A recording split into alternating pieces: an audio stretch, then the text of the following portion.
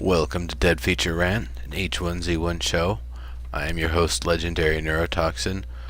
Recently, for my rant shows, I have been having guests on. However, for this show, I decided to go solo because I've already got a lot to talk about on my own. So, I'm going to get started with that here in just a minute. And before that, I'm going to wait till folks get a chance to filter in here.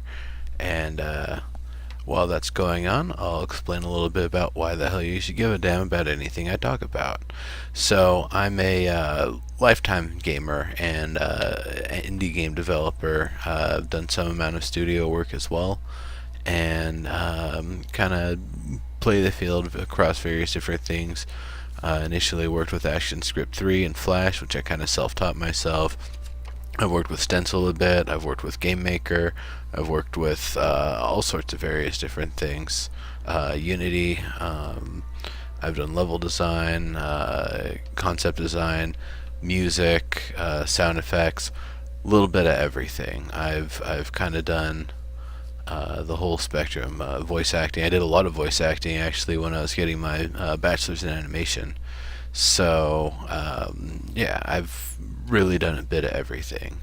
But beyond that, I'll go back to the first point. I said that I'm a lifetime gamer, and survival games I've played.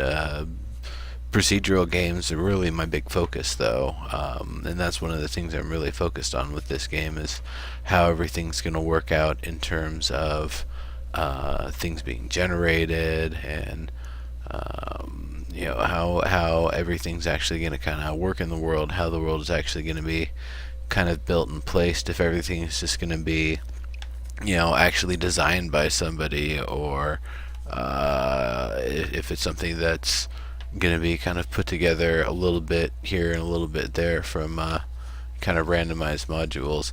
And I honestly, that's one of the points that I'd love to ask one of the game designers about at this point, is what's going to happen with the level design process. Hello folks, welcome to the show here. So, Slathar, Pora Sorcerer, Serial, welcome to the show. I'm sure there's a bunch of other folks in chat, but I'm not about to start looking at who's all stalking, because I know there's a few already.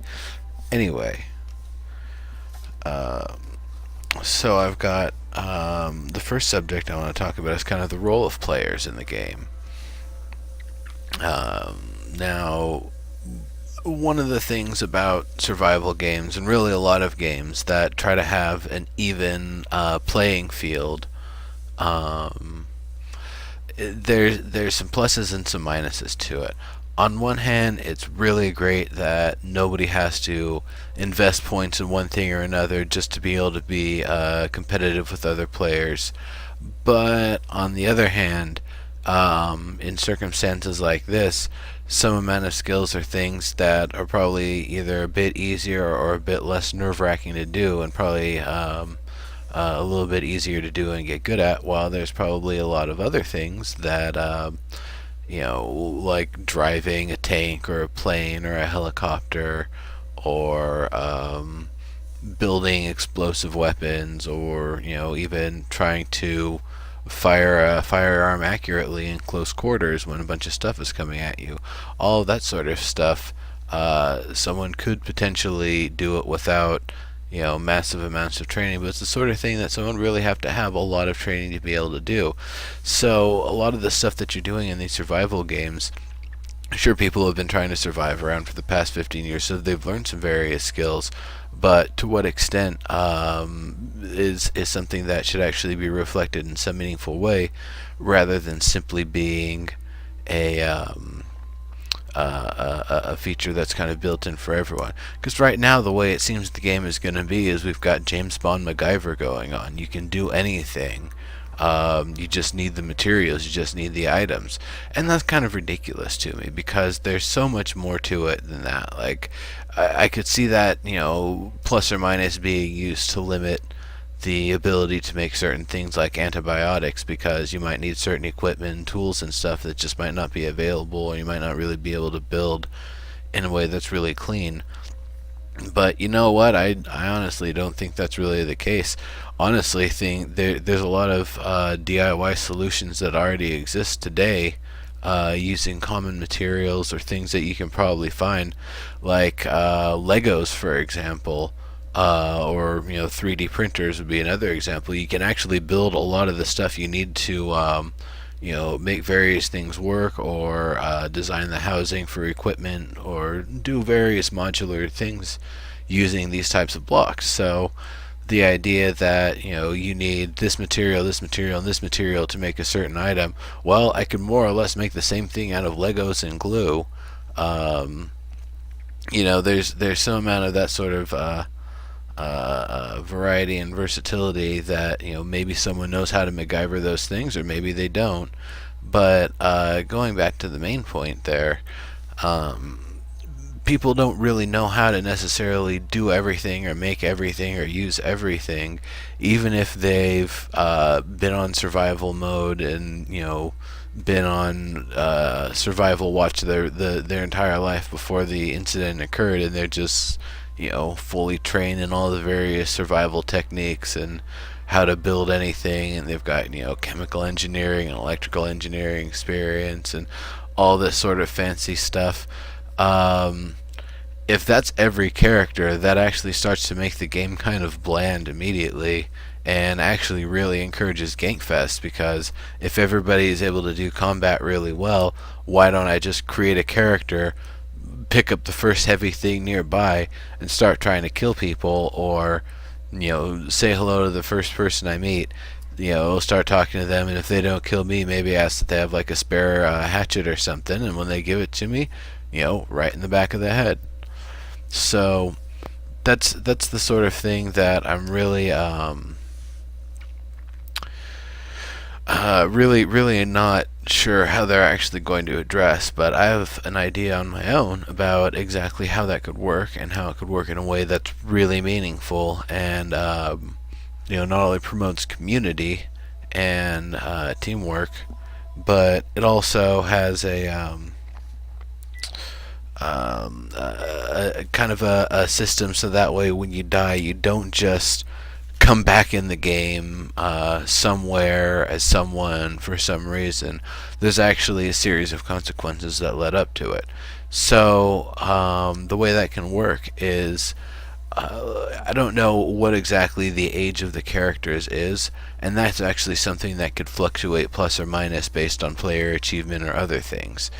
But let's say that the characters are 30. They were 15 when the incident occurred, and they managed to survive another 15 years, and here we are at the point of the in the game. They're 30 years old. They're out in the wilderness, trying to survive. How they got there and why they're there, and what they've done in their life up to that point that allowed them to survive. That's the sort of thing that I feel like could really be addressed and built into a meaningful character creation sort of system.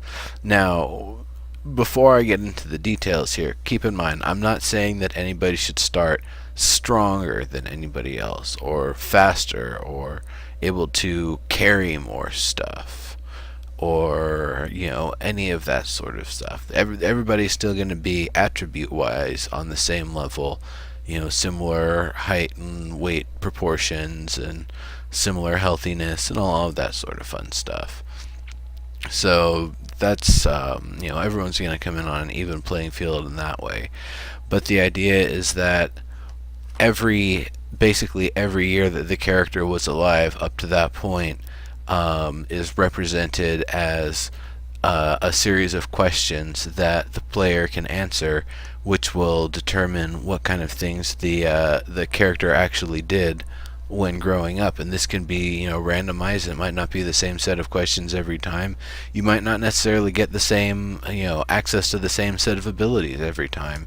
I really think a lot about the arena system in Hearthstone, that you get 3 choices, but you only get to pick one of each, and there's a finite number of choices to build your deck. Well, this is not necessarily the same thing, because you aren't going to have necessarily duplicate cards, and you might not necessarily have duplicate questions, but it could be maybe for the first 5 years of your life, or something is really quick and generalized, and those are more questions about your parents and what they did, and what became of them later on.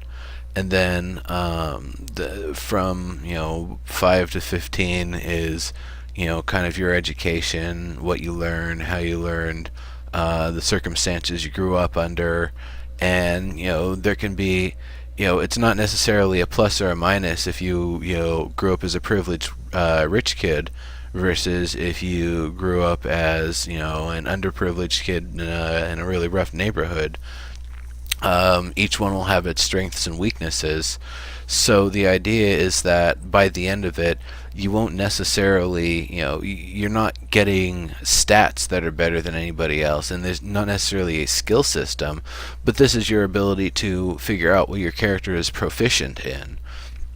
Now, once your character is, once you get up to the point where the character's 15 in the question answering process, then it gets a lot more like survival oriented. So the earlier stuff is really more kind of introducing who your character is, what their name is, what they look like, maybe the kind of aesthetics that they might start with or prefer. If you go with voice modulation, maybe their voice will actually be a little bit different depending on where you had the character start from, and really being able to have a lot of other diversity potentially in there. What the character was initially interested in, if they're into computers and video games and stuff like that, if they're into field biology and science related stuff, medical related stuff. They wanted to be a doctor, they wanted to be a EMT.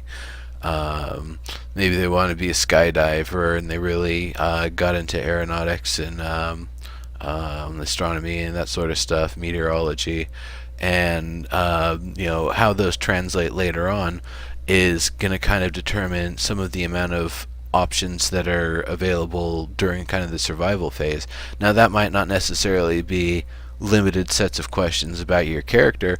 Those might actually be done in such a way that it's a lot more kind of pick and choosy, like what your kind of careers were during the survival up to this point, or if you didn't end up going with any civilizations or societies, or you weren't in a part of society that crumbled immediately. Kind of what you were doing or what you did or what you'd been able to do. So if somebody had been kind of bound for military, maybe they had been in a military academy when things started going down. Maybe they've got potentially access to military training. Maybe they even stuck with it with some amount of military and even fought on the front lines against the waves of Zeds, as it would be. And they might have even gotten experience, piloting more advanced vehicles or operating more advanced vehicles, or even learning how to repair them. But that's the sort of stuff that would be a lot of specialization, really eat a lot of those survival years. Somebody who's got military training, sure, they're going to be able to operate weaponry.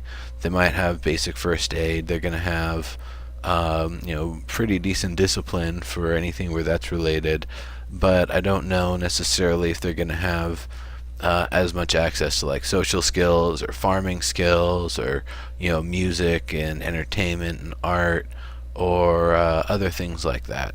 So that's one of the places where not every player is going to go and roll a badass. A lot of people probably are going to want to have something where, sure, they know how to use a hatchet or something. Maybe their character at some point took some sort of martial arts growing up, like Eskrima or I don't know, Krav Maga or something that kind of teaches them how to use weapons to effectively hit multiple targets and kind of fend off targets in a large area.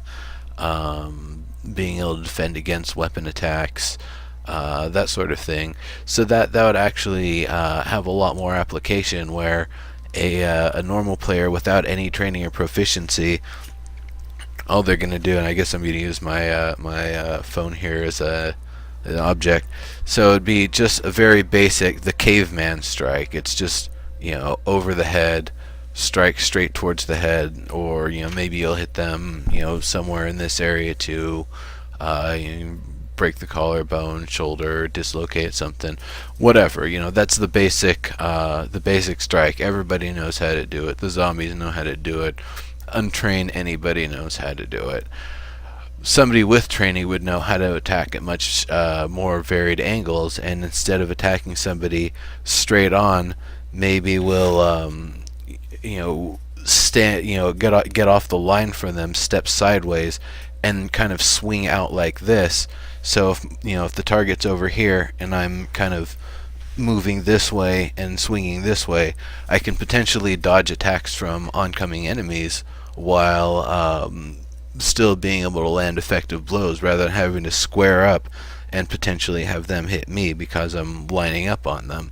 Because, us humans are smarter than those stupid zombies. We should be able to fight better.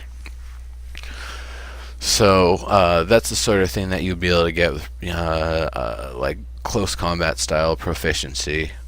Now there definitely be a lot of other things going into proficiencies too, and the survival skills. Like, the idea would be maybe there's 100 total proficiencies, and your character is going to end up with 20 to 30, depending on how specialized some of them are, or if there's a lot of overlap between a lot of the characters' choices. But the idea is that whatever amount it is, every player starts with that amount of kind of proficiencies built into their character, which means they can do 30% of the stuff really well, and 70% of the stuff they do amateurishly. Now, some things that might not matter so much. I would say being able to operate field equipment and doing farming stuff. You don't necessarily need to be the most trained agricultural expert to dig a hole with a shovel. That's a pretty simple sort of thing that anybody can do. But planning a complex irrigation system, not everybody's going to be able to do that. There's limited skill sets that are actually capable of that sort of thing. So that's in the long term, that's where a lot more of the skills are going to be coming in. Being able to be a badass and do all sorts of awesome stuff in the short term, that's great. And if you're going out to be a ganker, or you're just planning to go out and see what you can do and try to lone wolf it as much as you can, maybe those skills are going to help out the best, because you're really not planning to do the long-term survival thing. And maybe your character survives long enough that you decide, hey, maybe I'm going to get in with the society, and yeah, maybe I will be a some sort of a guard type, or like a some sort of a peacekeeper that's making sure things are going okay in the society. So there's a lot of various different things. Of course, a job like that, maybe somebody with more social skills might do a little bit better. I don't know if there's going to be limited options. I don't even know. Maybe there's some amount of emotes that aren't even available unless you've done certain proficiencies.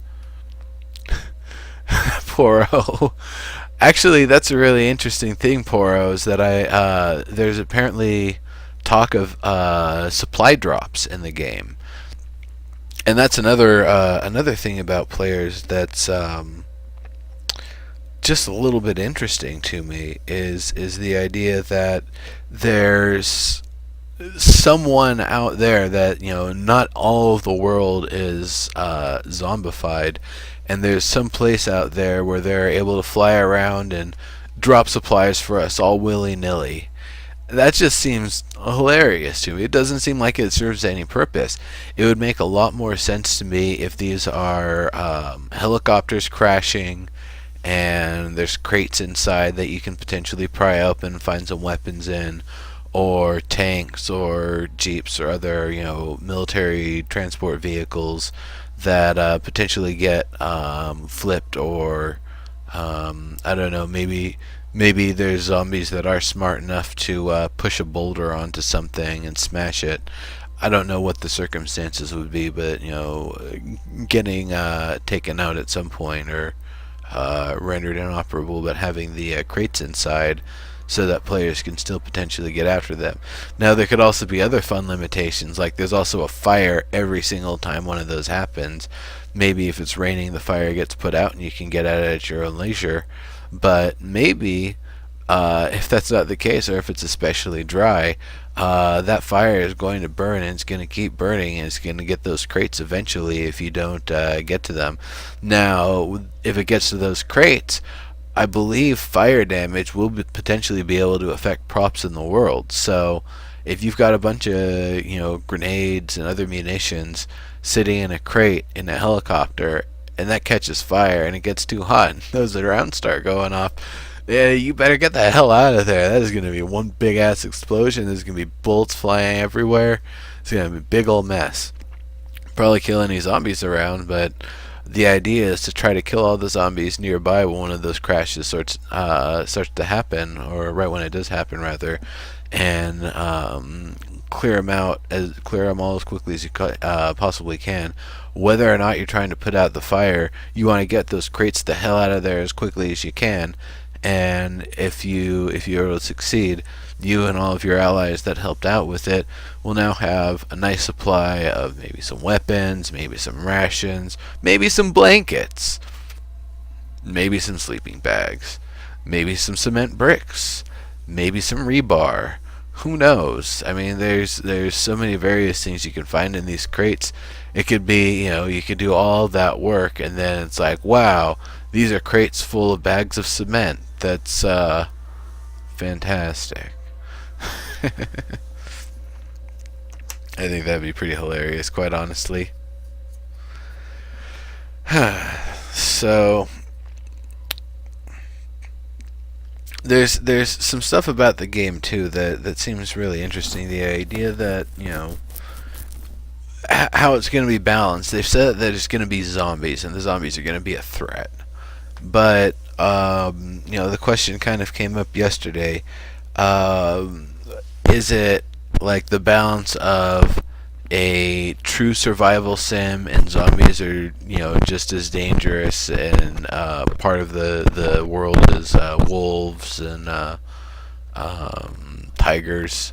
Or is it more like an arcade zombie smasher? Like, at the end of the day, are we just supposed to be mowing through hordes and hordes and hordes of zombies with vehicles, with firearms, with helicopter blade traps, with flamethrowers, and all that sort of fun stuff, grenades, homemade explosives, and what's it called? Potato guns.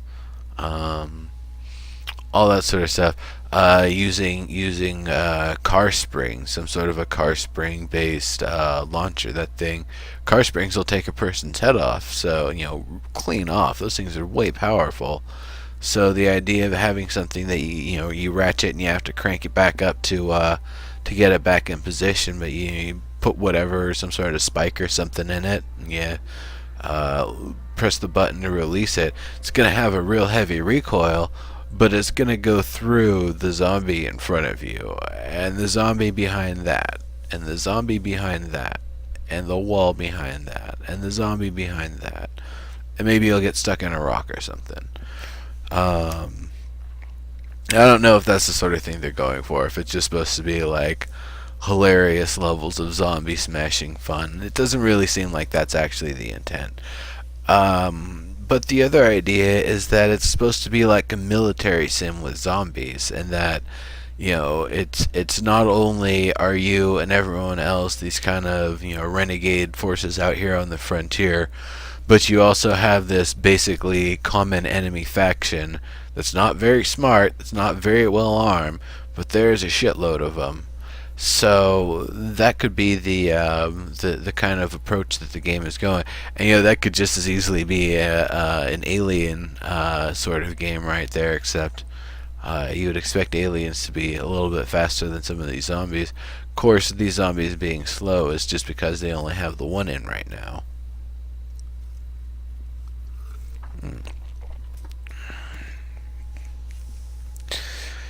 I really don't know. I feel like it's either going to be the balance of a survival sim or the balance of a military sim with zombies.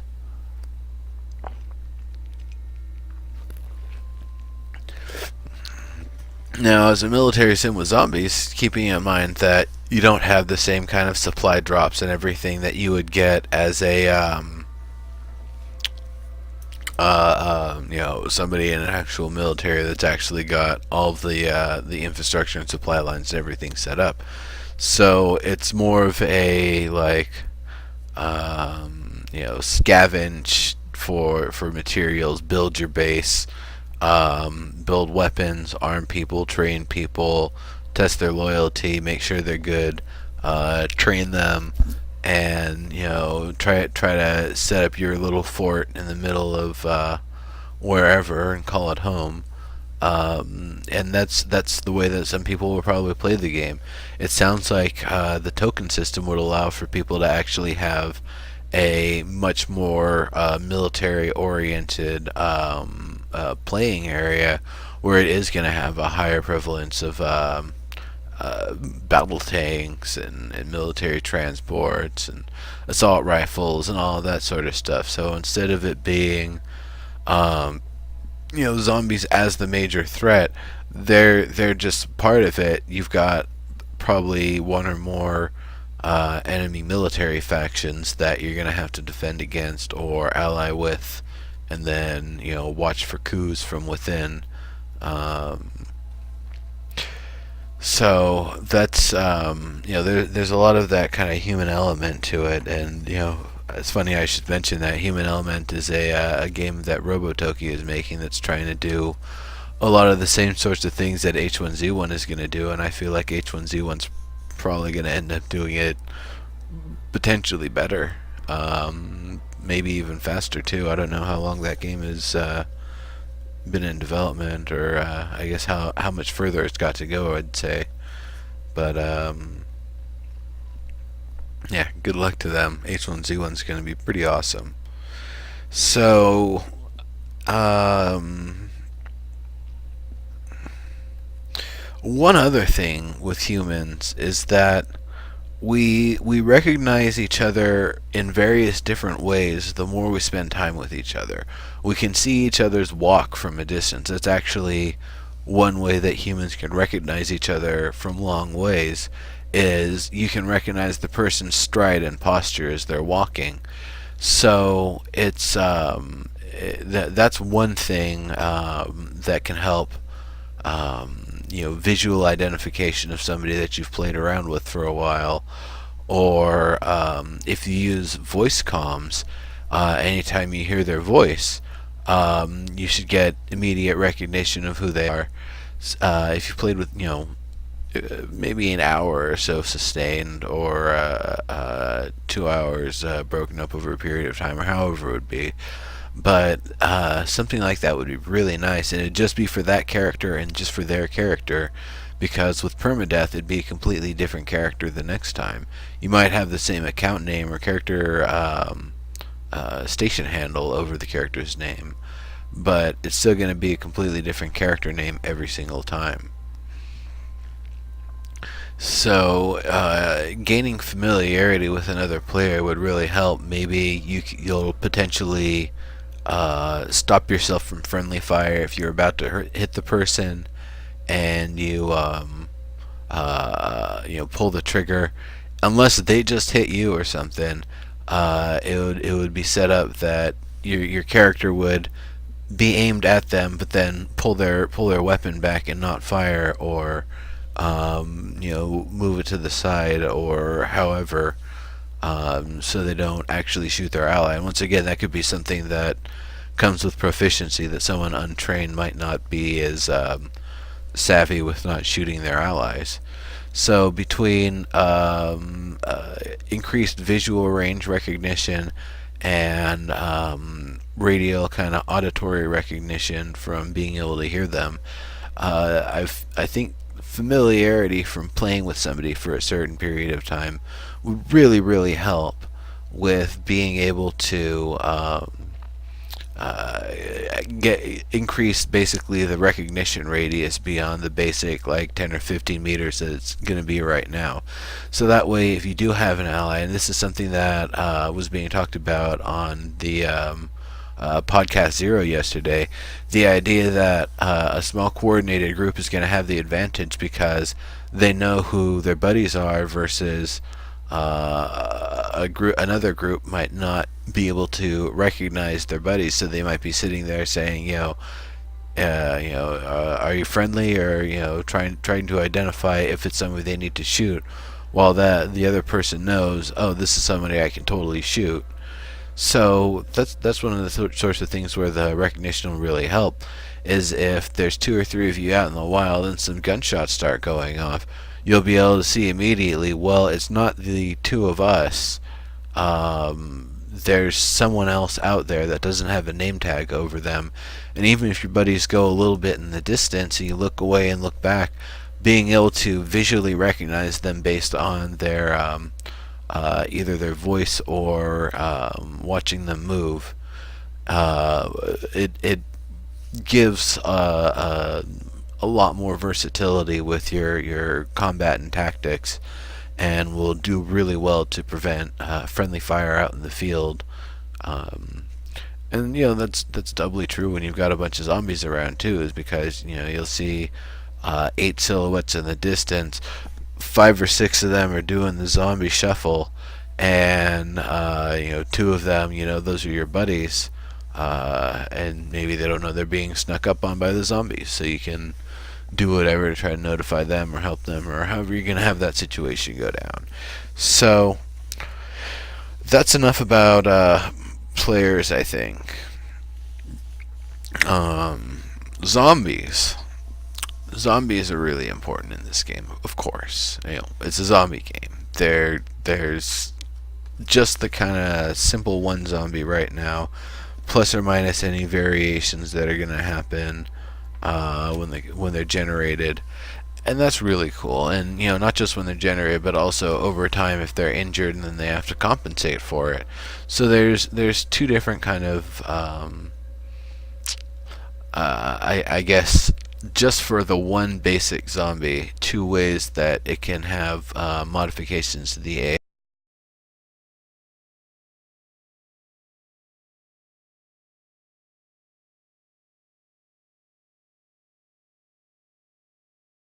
It became a zombie, and as a zombie it kind of learned how to compensate, or an injury that occurred as it was a zombie, while it was a zombie, an injury that it sustained and was able to survive from and try to compensate for. Those ones are going to be a lot more awkward because the ability to kind of learn has maybe shut off a little bit more, and they're trying their best to do things in the old way, even though there's a new way they have to kind of perform in the world to not die.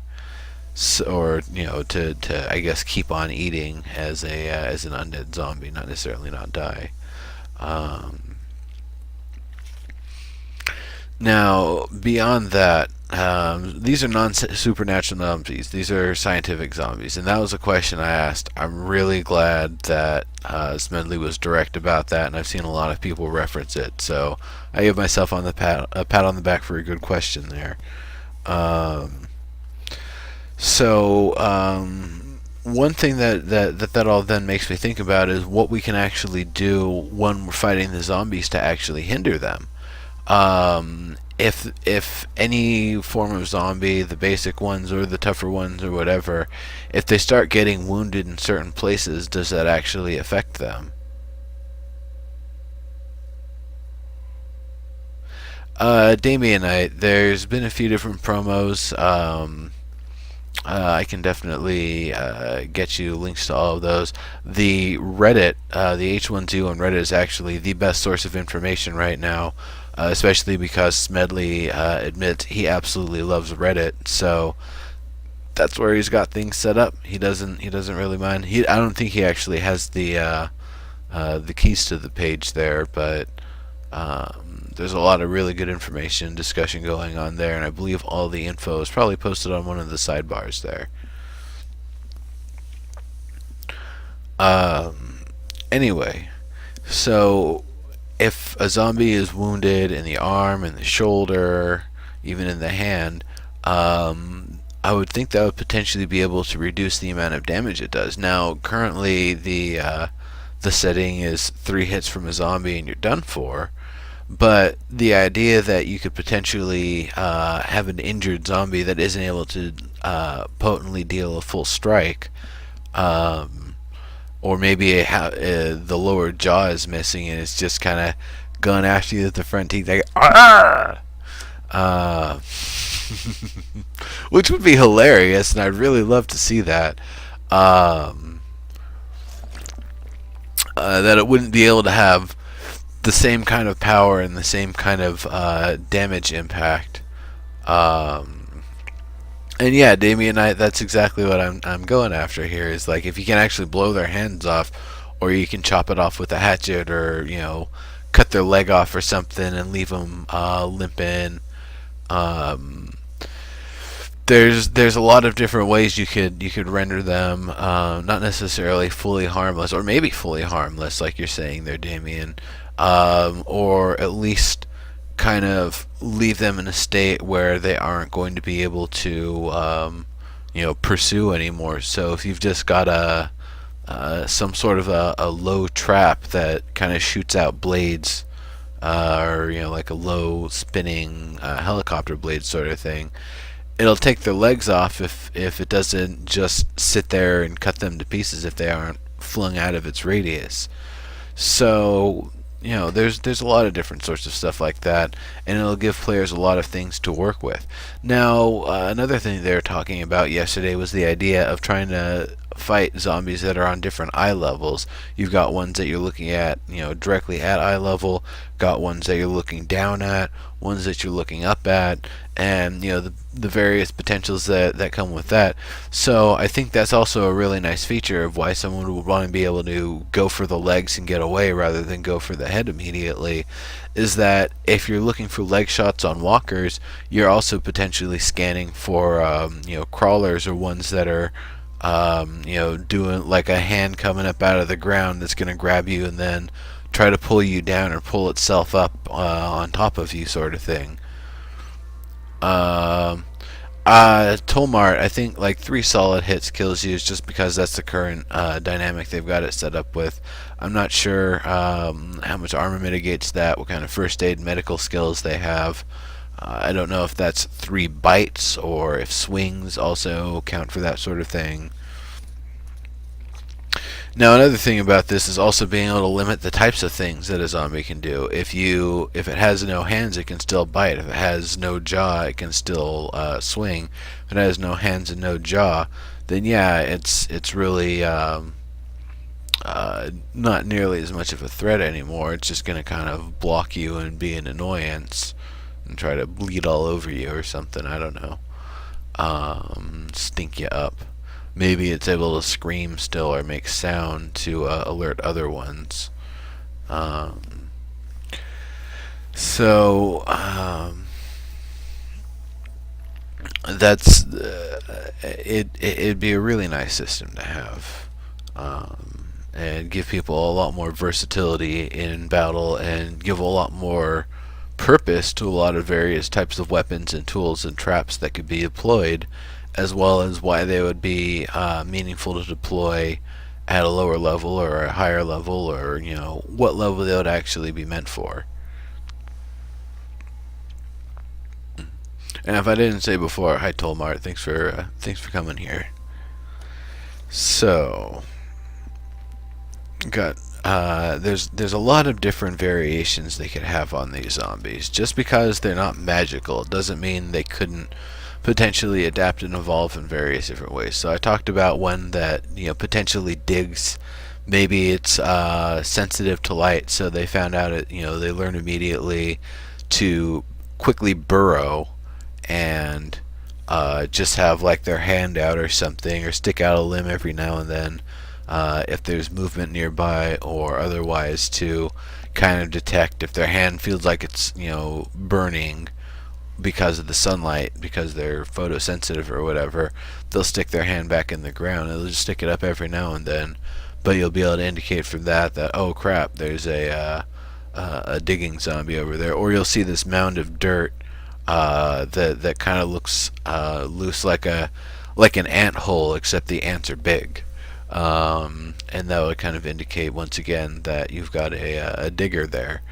And the digging zombies could be, a real big threat. Maybe they're, once again, if they're photosensitive, they would potentially come out to hunt at night. So during the day, they might not be as much of a threat unless you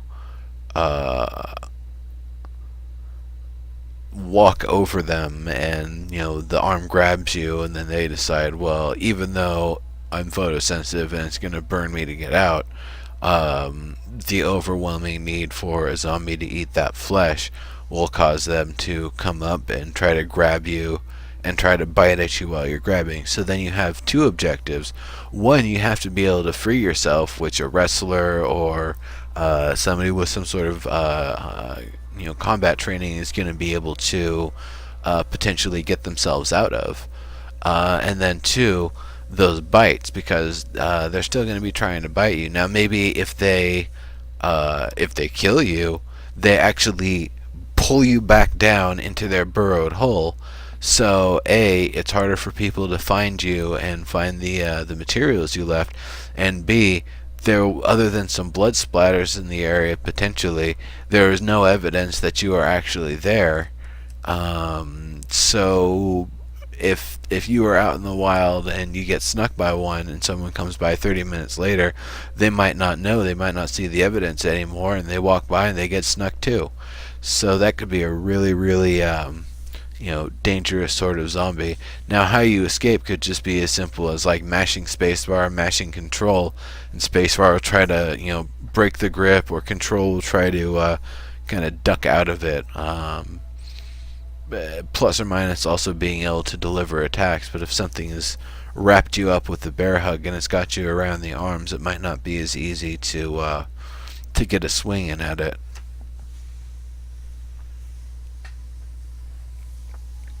No, I didn't read that one, Poro. And then there's potentially other things. Not only is it photosensitive, or maybe not that one, but another one. There could be ones that are specifically designed for low light, that they don't see as well in the bright, so they stay inside buildings. They stay inside, or in dark areas. They only come out at night, and even then they don't like to stay out very much unless they're just trying to find a new home with more light coverage. But they can see in the night as if it was daytime for them. So those ones will have much larger detection range, and maybe they're a lot more like a quiet stalkery type rather than and potentially faster than a filthy old leg dragger that doesn't have as much specialization and has kind of been broken down by the elements and by UV itself.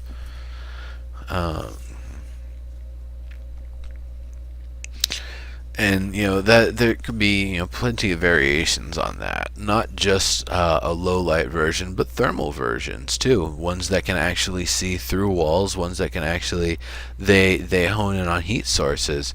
So if you're using a suppressor on your firearm, well, that might still not prevent thermal vision ones from actually hunting you down. D-Man, 3 weeks till early access, and there's no idea whether or not there's going to be live streaming with the early access or not. I'm sure Smedley really wants to share the game, but if it's not ready, they won't drop the NDA immediately, which is fine.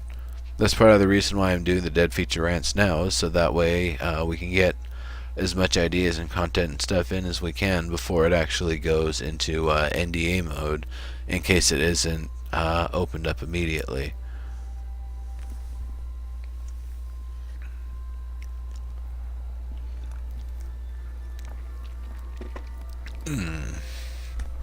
Alright. More about zombies. So, another one, crawlers. That's whether it was a zombie that had part of its lower torso removed, or it just it evolved in such a way that, or the zombie virus or whatever affected in such a way that it decided to crawl more, um, that could be a really interesting, different type of threat. Because once again, they're going to be trying to trip you up and wrap up your legs. They're going to be lower to the ground, probably easier to hit when they're closer, because, or at least with the firearm, because it's going to be a kind of a flat space to be shooting at, almost straight down at them. But if they can crawl really fast, that might not necessarily be what you want to do. I don't know if we're going to have a kick or a stomp available. That would probably be the situation for it. And if they're rotten zombie head, that might just take it right off, or just render them useless immediately. Um,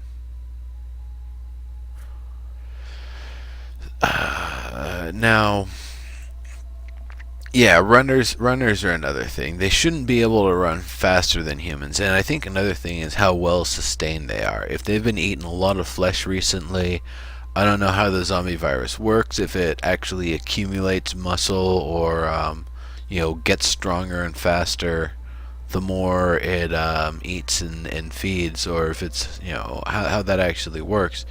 But if they actually do potentially get stronger, the longer they're around and the more they eat, or stronger if they just happen to have been a really strong person in life before they became a zombie, then that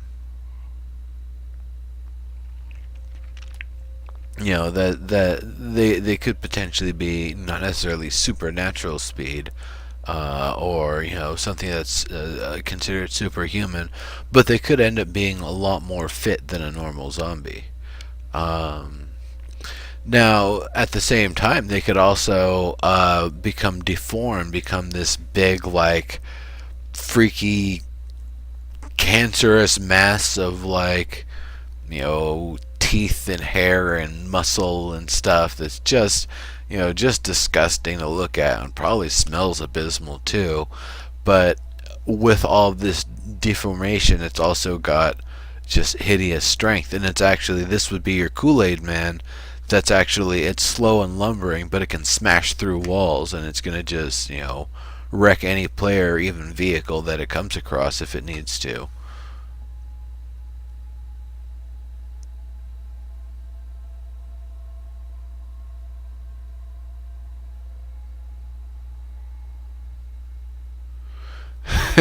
Toll. Um, which question, Toll? Because if it didn't show up on the chat log there, I might not have necessarily seen it. Um,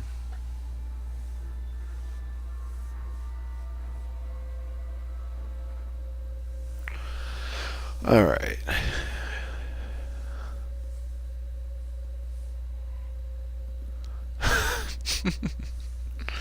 All right. So, what other kinds of zombies? So, climbers, ones that maybe the zombie virus decided that they have an affinity towards being on walls, being on trees, being on top of things.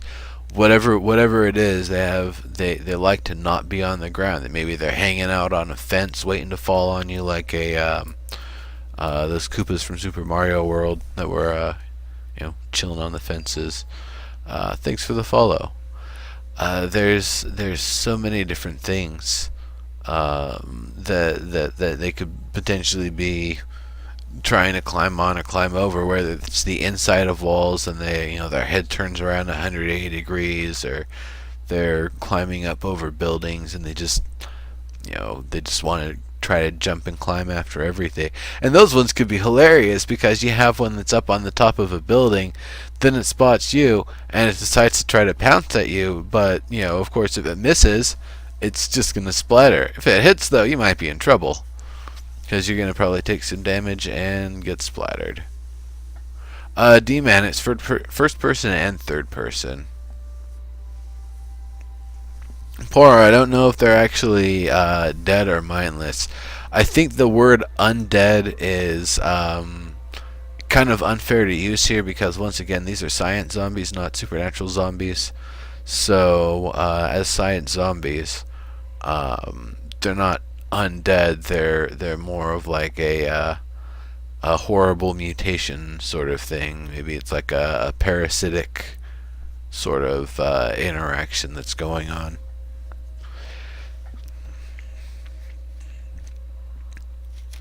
So let me ask you folks in chat, what kind of zombies would you like to see? I could keep making up zombies with various different uh, uh, things about them. But what do you folks think? Because the current zombie right now, we've got the one standard like Zergling mobbing zombie. There's a lot of them. They'll swarm out, and if you go through a bunch of dense cars or other stuff in the terrain, there's a good chance you'll pick up a bunch of them.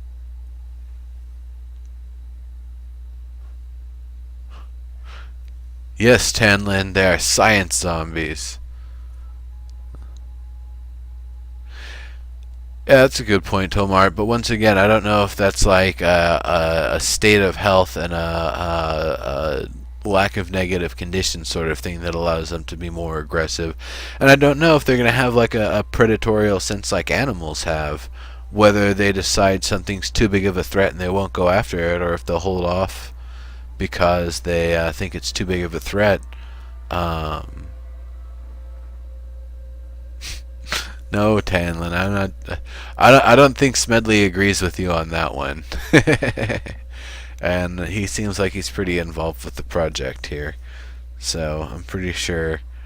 Um, if you want to give me a wizard cast an evil curse on Viagra, and that's how the zombie virus spread or something, maybe I'll take that. Or so, that would be actually be really a funny way for it to happen. But they don't really necessarily specify up to this point why zombie, why come zombie, why come make zombie.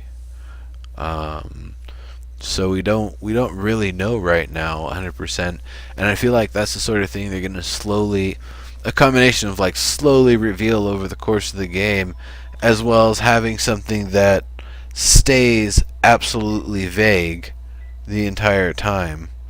Um, because they could do it in such a way that you might learn a certain amount of stuff about like potentially one theory of how it happened, and then you start finding other evidence of another theory of how it happened. Um,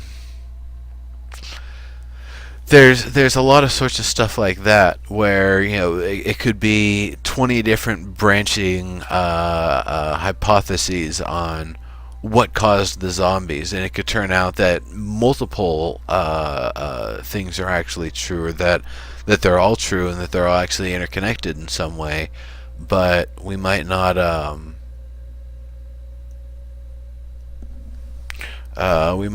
actually be able to figure that out. Or actually, I'd really be happy if we could never figure that out. If over the course of the game you'll never ever know what caused it. You'll only get closer and closer to some plausible answers.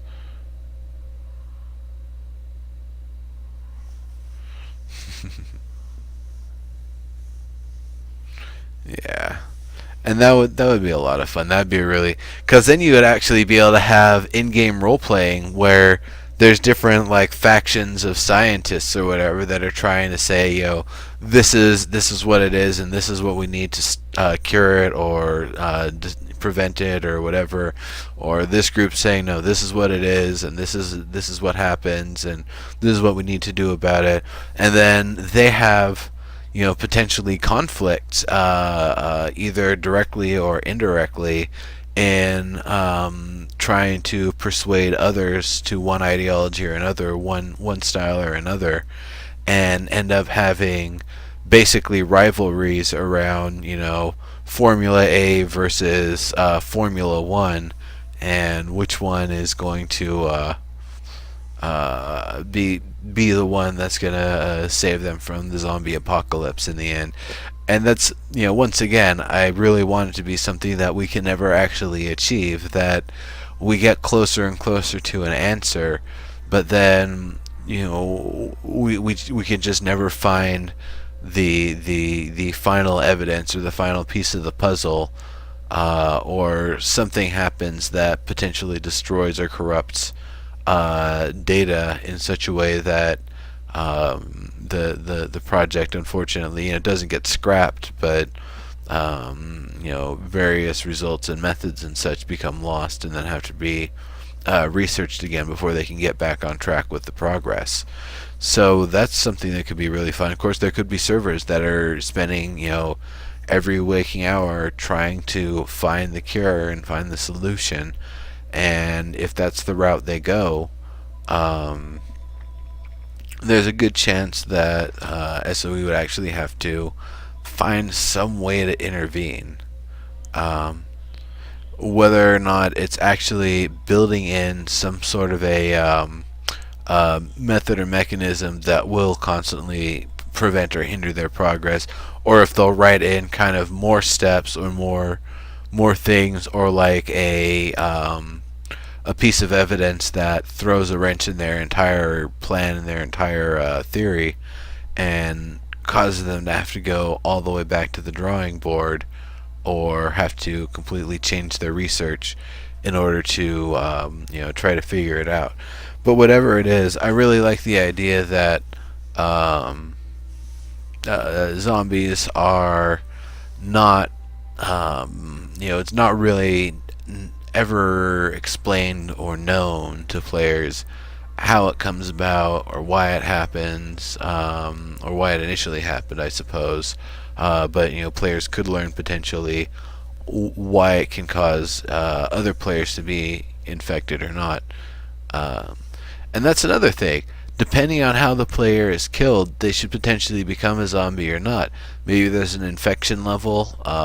There could be some other factors. Maybe if you die to a zombie regardless, you get infected, or maybe there's only certain ones. So that's that's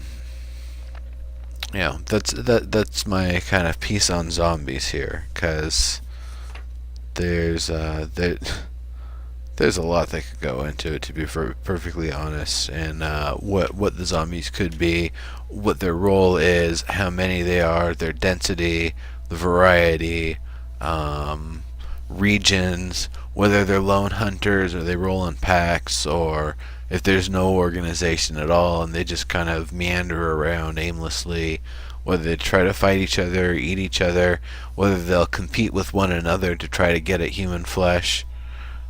Man, someone's really trying to ring us up here.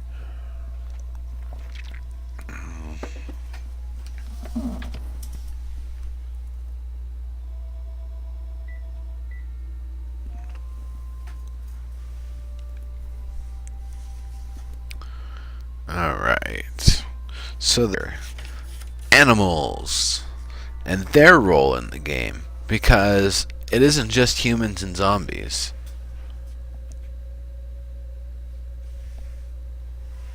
Yep, Horo, you just start over when you die. It's a permadeath MMO, but that's plus or minus any sort of achievement and stuff that they could put in.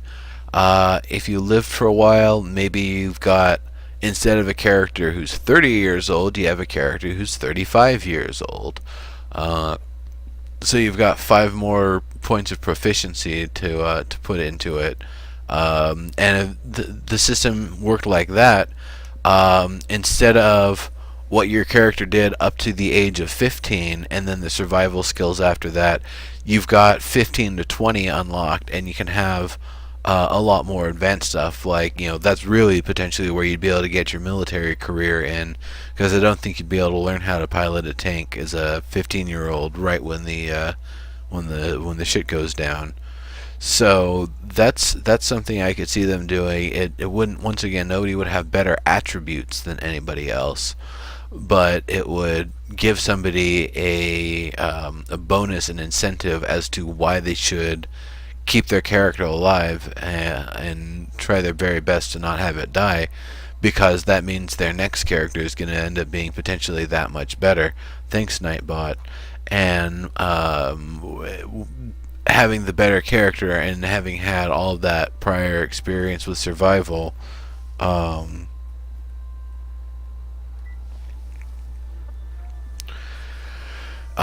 it's going to really, really help with being able to keep that character alive and being able to utilize all the potential extra bonuses. So yeah, that's the sort of thing that could help with this permadeath MMO to further infuse variety and give some amount of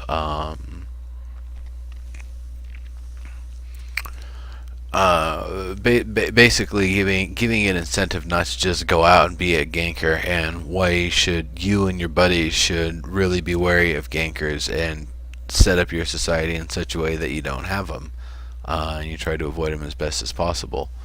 Um, anyway, I was going to talk about animals though. I got on a little tangent there. So yes, there's animals in the world. There's animals in the game. We've seen deer, we've seen wolves, at night driving with lights off and driving slow, yeah. There's going to be all sorts of stuff. All I'm really able to think of off the top of my head though is deer and wolves, because I don't think I've seen any other ones. I'd really love to see a a really wide range of animals, and really giving an incentive for not just the players but also the other animals, even the zombies, to get in their feasts when they can, or pick their targets. Um, Former pets, I don't know. I think that would be great if somebody's got their dog they've had since they were 15. Um, that would be really interesting. Of course, you only get that pet. You don't get another one. So if it dies, that's going to be a big hindrance for your character. Especially if everybody has a pet and you now don't have one. Um, So that's a really interesting idea, is being able to actually start with a some sort of an animal as a pet, and being able to use it to help out one way or another. Maybe somebody did the whole carrier pigeon thing, and they aren't necessarily as much of a combat person, but they've got guards constantly. They've got people constantly helping them, because that person's the carrier pigeon dude. That's the person that sends mail to and from long distances, and to mess with them is to pretty much mess with the entire game infrastructure, or the infrastructure that they've developed in that area, rather. Oh, I see what you mean, Poro. Yeah, stray dogs and cats. Yeah, that could potentially. I mean, once again, this is 15 years later, so I don't really know in the wild how well young dogs and cats that are now kind of getting old in their years would really be doing at this point. Um, Once again, I don't think 15 years means like everything was destroyed immediately. I don't know if that was when things just started, or if that's actually when things reached critical mass. Um, but yeah, being able to have pets would be great. Um, and that's one of those incentive systems. Like if you feed a dog and it's eating clean meat because it's been eating zombies for the past 15 years, eats clean meat for the first time that it didn't have to fight for, and it really appreciates it. That dog might immediately start to become your friend, and the more you do it, the more you work with it. It might not necessarily be like a snuggly, fetch playing dog sort of thing, but when it comes to getting an alert when something's coming nearby when you're sleeping, or being able to have something help you in a fight, being able to grab an enemy's ankle so it moves slower, so you have an easier time getting hits on it. A lot of that stuff would be great.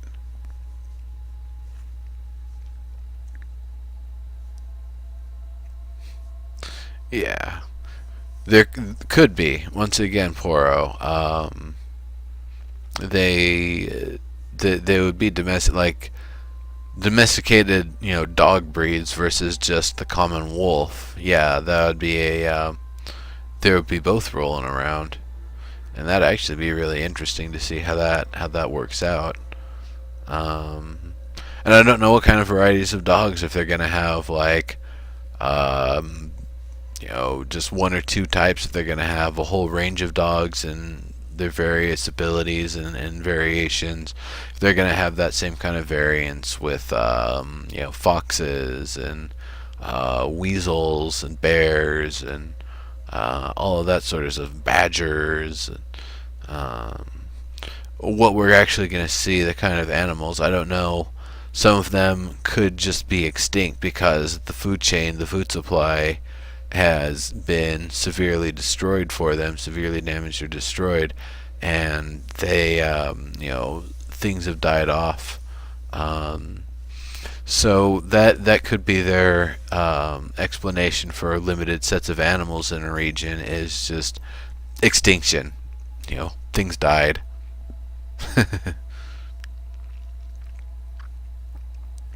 So now animals as a threat. Animals as a threat to each other. Animals as a threat to players. Animals as a threat to zombies. So animals as a threat to each other. There's always going to be hunter, the predator prey relationships. There's always going to be something that if it's a solitary hunter, it's generally looking for things smaller than itself, things that it knows it can take down without being harmed at all. Because that's the thing with a predator. If it knows it's going to be harmed, if it's not going to be able to hunt as effectively when it goes in to hunt, then they will pull back and back off because they'd rather just hunt things that they know aren't potentially going to harm them. So a wolf isn't going to be going after one deer, like a one-on-one sort of thing. That wolf is likely to get kicked in the face and stomped to shit. So, but if you've got a pack of wolves, yeah, they're definitely going to go for a deer. A fox, I could see a wolf going for that, though. That would make more sense. Squirrels, rats, that sort of thing. Yeah, that's the standard fare for a wolf. Likewise, deer being, not the most carnivorous animals out there, um, just leaving them alone. They'll probably leave you alone for the most part. But then again, I don't know. I don't know if they smell zombies and humans equally and they aggress both of them the same way.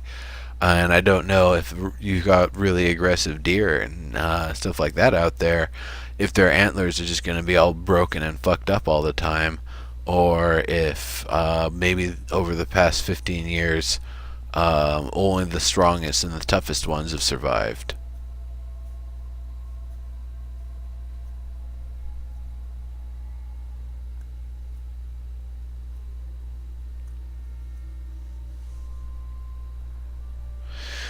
So,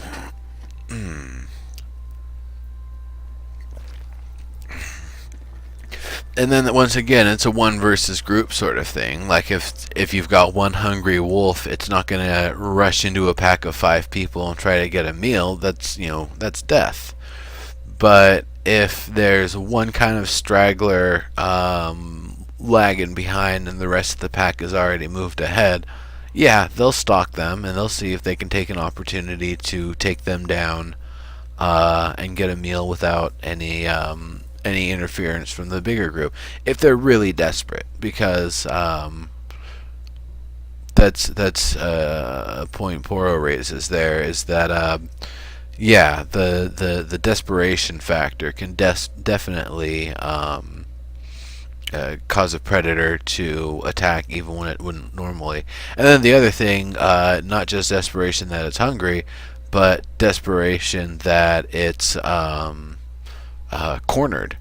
Because if you're trying to hunt, some sort of animal, and it's got nowhere to escape, the next place it's going is straight at somebody, and then whether it's going to, it's not going to try to sit there and feast on them. It's going to try to attack them to create an opening and then get the hell out of there.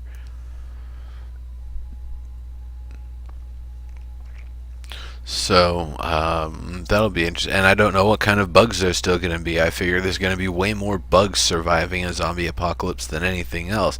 Fuckers are just going to be feasting on zombies and everything all over the place. Unless zombies eat bugs. There's probably going to be a lot of animals that eat bugs, or ones that didn't used to eat bugs that started eating them after their food supply started to change. But that's also a valid food supply for players. Is bugs, moths, ants, crickets, cicadas, whatever. People eat a lot of stuff. If it's not like bitter and toxic, and if it's not full of just all sorts of nasty stuff, then yeah, cook them up and turn them into a meal. That's, real easy survival.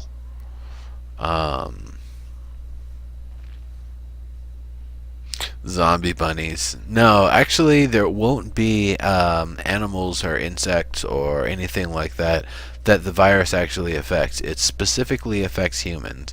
Now, they haven't really clarified whether it's, just humans, or if there's potentially going to be zombie monkeys later on. Primates that were able to catch some sort of modified version of the infection. And of course, you're only going to have the presence of those more or less either in a zoo or if the game is taking place in a region where monkeys naturally exist. Other than that, I don't really see the zombie virus spreading to too many other things. If it said it doesn't affect animals, then it doesn't affect animals. It is what it is.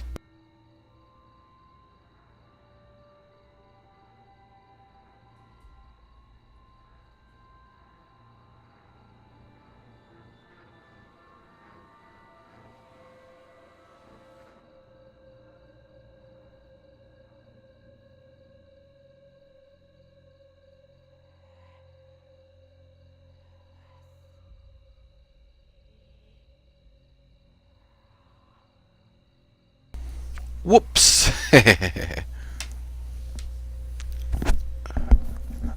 Zombie bunnies. Yes, no, that's not going to be the thing.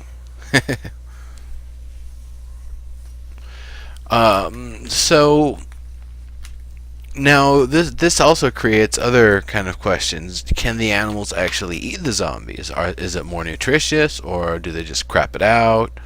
You're right. If it's a parasite, it could affect them, but they said that it doesn't affect them.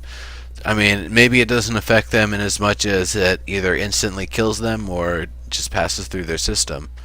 Um, but the what kind of nutrition they get from zombies is something that I'm really interested in, and maybe are some of them more nutritious than others. With the digging type zombies, maybe the bugs really crave those or something. I don't know. Yeah, Tolmart. I mean, that's part of the challenge. Is on one hand, you need to group up with others to stay safe. On the other hand, being safe from zombies and animals, then humans are the thing that's your biggest threat. Because a knife in the back can come from anyone, anytime, or in the front with a shotgun. It's games like this are unforgiving. Why'd my camera lock up? Hold on just a second.